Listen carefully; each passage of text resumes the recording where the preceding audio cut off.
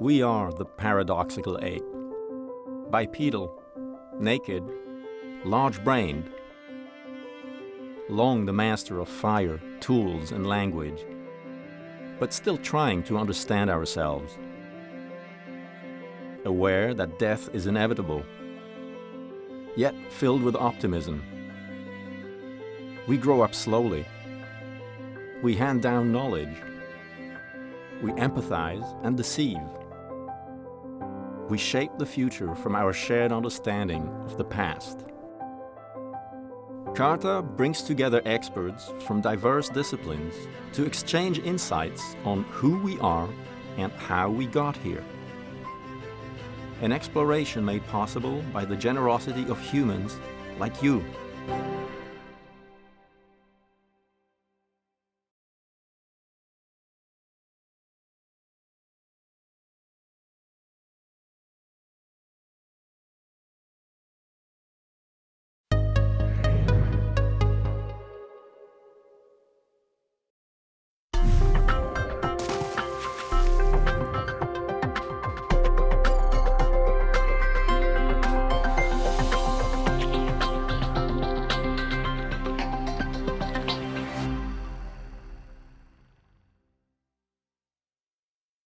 My name is Grazyna Jasienska, and today I'm going to talk about physical activity and women's health, mostly about women's reproductive health. We know that physical activity is beneficial for human health. That's very well established. But in case of women, it's not that simple. So for women's physiology and health, physical activity does not have this very simple effect, and we are going to talk about it today. So there are many effects that physical activity in general has on physiology. So in women, physical activity has impact on reproductive physiology. And through this reproductive physiology, impacts other aspects of health. So if we talk about reproductive physiology, today we are going to talk about women who are in reproductive age, meaning women who have menstrual cycles. So in terms of menstrual cycle, you see the whole physiology of the cycle, and you don't need to understand all this physiology. Just looking at the very lowest panel, you see levels of two hormones, estrogen and progesterone. Those two hormones are crucial for getting pregnant, but they are also important for other aspects of physiology and other aspects of health. So when we talk about those cycles, when we talk about ovarian function, and if we concentrate on women who are healthy, who are in a similar age range, who have regular cycles, many people assume that in such defined group of women, ovarian function doesn't differ much from person to person. And this is not entirely true. I ask different questions here. I, in fact, ask question here, do women differ when it comes to levels of reproductive hormones? And if they differ, why do they differ? We see immediately looking here that there are differences between women. Here, in fact, we are looking at progesterone level, so the hormone that's one of those hormones produced in menstrual cycles. And we are looking at average progesterone levels in 5 different populations. And we see that women from the US have higher level than women from Poland, and in turn, women in Poland higher levels than women from Nepal or Bolivia. So there is clearly variation in levels of progesterone among women from different populations.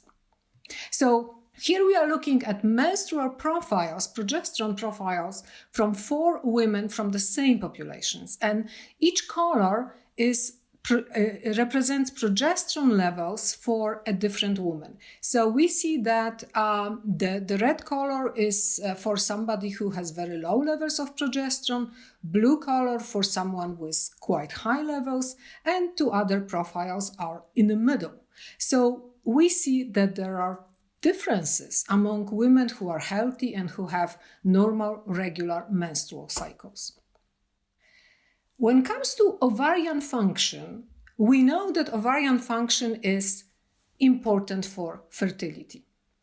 But that's not the only function of reproductive physiology. So ovarian function is also very important for other aspects of health. And then in turn, we could ask, what influences ovarian function? What influences levels of hormones in women? And we know that very important are things that are occurring during adult life. But that's not the only reason for differences in ovarian function among women. So ovarian function is also influenced by childhood environment and even by fetal environment. So it's important in what conditions women were developing during fetal life for their ovarian function when they are adults.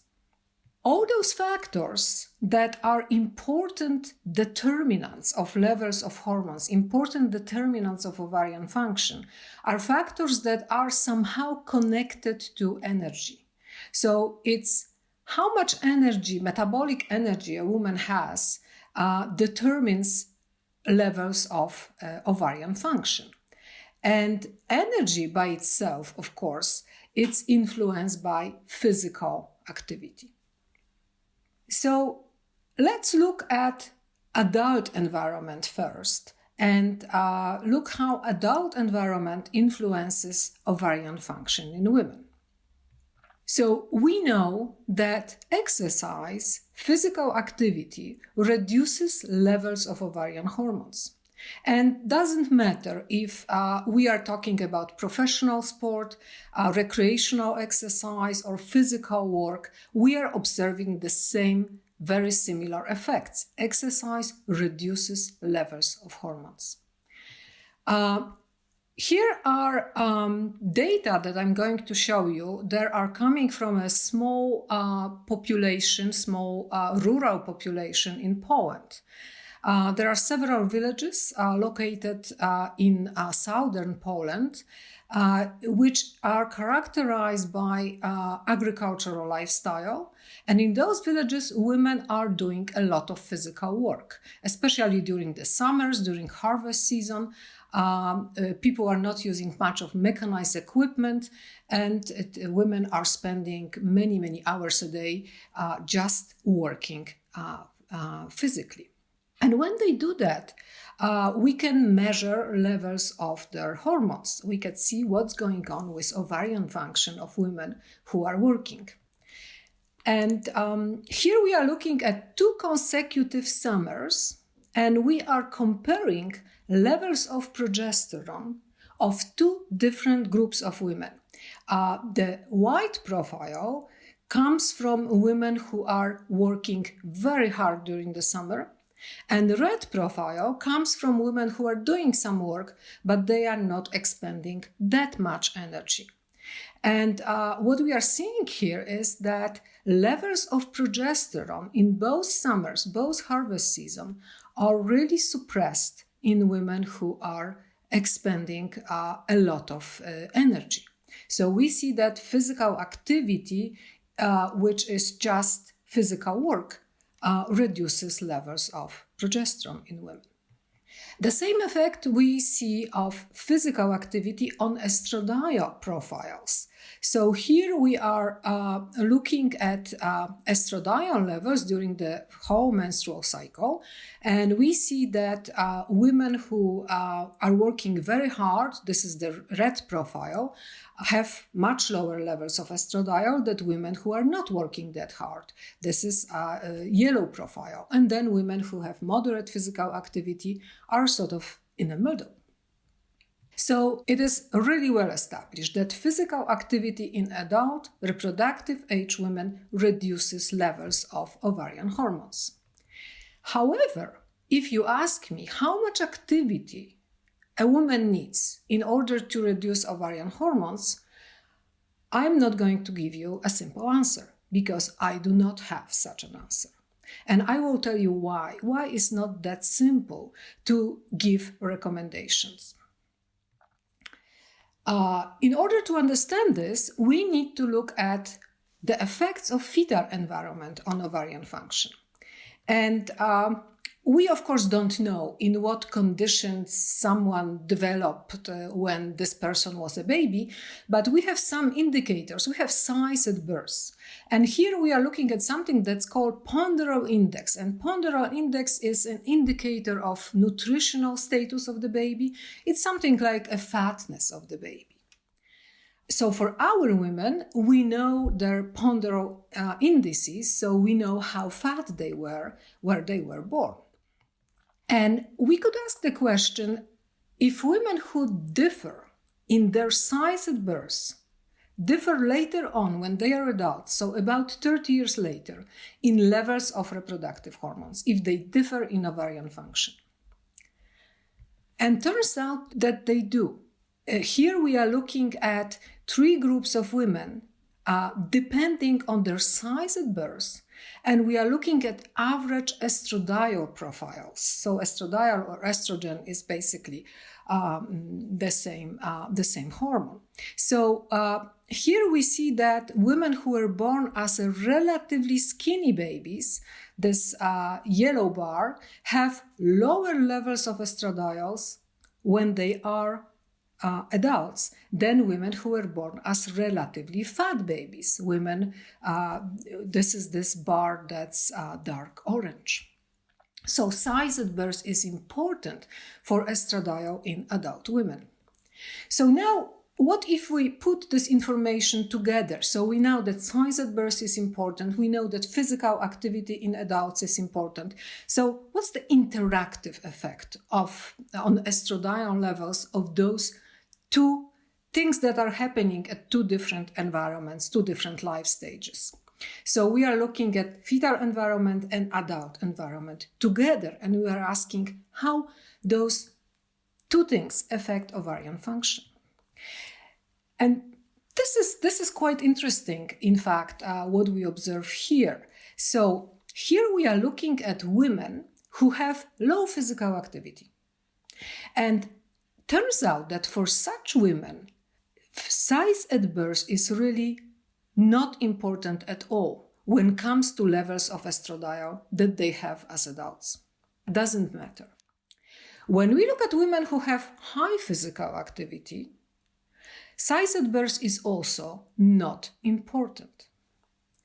But when we look at women who have moderate physical activity, and moderate physical activity is sort of the amount of activity that women do when they are trying to be physically active, when they are trying to be healthy. So this is sort of important group of women.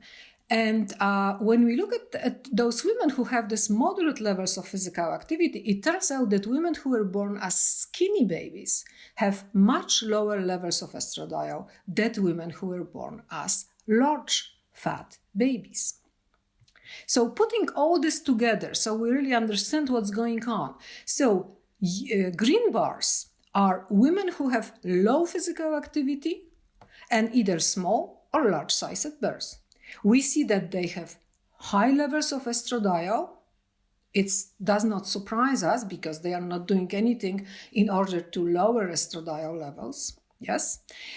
Women with high physical activity are women who have those are red bars. And we see that in those women, estradiol levels are suppressed. However, they are suppressed to the same amount in women who were born as skinny babies or fat babies. Doesn't matter.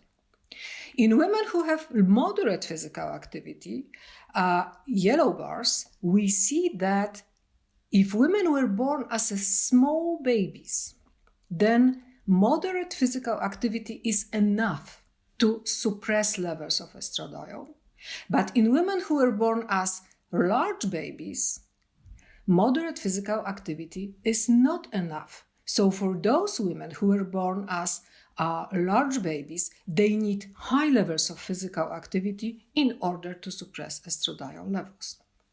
So we don't really know how much physical activity a woman needs in order to reduce levels of hormones because that depends on her own fetal developmental conditions. And the question is, why do we care about all that? Well, we care because levels of those two female reproductive hormones, estrogens and progesterone, are really, really crucial for many aspects of health. In fact, it's good to have high levels because high levels of those two hormones are beneficial for fertility, are beneficial for cardiovascular health, strong bonds, and psychological well-being. So it's good to have a lot of those hormones. When we think about recreational exercise, and I'm not talking about professional sports, this is a different story, but recreational exercise is exercise that is going to reduce fertility. If woman is physically active, her fertility is going to be reduced. However, this suppressive effect of exercise is reversible. Recreational exercise, of course, is going to affect cardiovascular health, strong bonds, and psychological well-being. And for all those aspects of health, in fact, high estradiol levels are beneficial. But still, the benefits of exercise outweigh the reduced levels of hormones. So still, exercise is beneficial even though levels of hormones are reduced. There is one more aspect of health for which physical activity is really, really crucial. It's breast cancer. This beautiful young lady, I'm showing you her painting here because in a medical journal several years ago, there was a paper that argued that she had breast cancer. We don't know that for sure, and we will never know. However, we know very well that physical activity reduces risk of breast cancer. We are aware of the mechanism. Why is that? So physical activity reduces risk of breast cancer via reduction in ovarian hormone levels. It also reduces insulin levels, insulin growth factors, and inflammation. So risk of breast cancer in women in general increases due to the excess of metabolic energy. Women just have too much energy. And also due to high lifetime levels of sex hormones. And of course, we saw that those two things are connected. The more energy women have, the higher levels of hormones. So if high lifetime levels of sex hormones increase the risk of breast cancer, we could guess that in order to reduce the risk of breast cancer, we should reduce lifetime levels of estrogen and progesterone in women. Yes, that would be our guess based on the fact that there is this connection. But in order to understand what's going on, we also need to ask the question why women have high lifetime levels of estrogen and progesterone. And there are two main reasons for that. One is that women today have many menstrual cycles. In fact, it is estimated that modern women have at least 4 times as many cycles during their lives as women from traditional societies. Why do they have so many cycles? Well, women mature early. Women have later menopause, that it was a long time ago. Women don't have many children, and women are not breastfeeding for a long time. And those all reasons that there are many cycles during lifetime. But the second reason is also that women not only have many cycles, but they have cycles with high levels of hormones. And they have cycles with high levels of hormones because they have too much energy. And one way of reducing this excess of energy is, of course, through physical activity. So physical activity is beneficial for health of women. It's beneficial because it directly reduces levels of breast cancer. So the mechanism is mostly through reduction in levels of ovarian hormones. Physical activity also reduces risk of many other diseases. And here it does that despite the reduction in levels of reproductive hormones that are in general very beneficial for many aspects of health.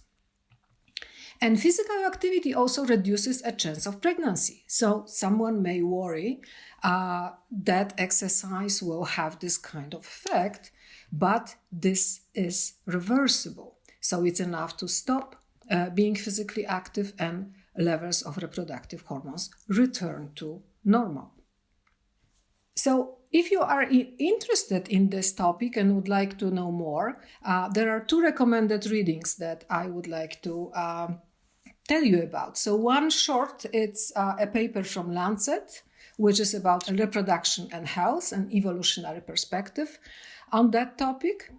And another longer one is a book in which I discuss hormones and exercise and physical activity and cancer and many other aspects of women's physiology and health. And thank you very much for your attention.